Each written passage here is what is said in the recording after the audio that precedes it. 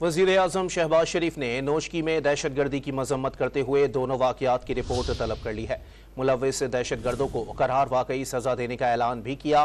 وزیر اعلیٰ بلوچستان نے واضح کیا کہ ملوث دہشت گردوں کو معاف نہیں کیا جائے گا۔ وزیر اعلیٰ پنجاب نے بھی واقعے پر دکھ اور افسوس کا اظہار کیا۔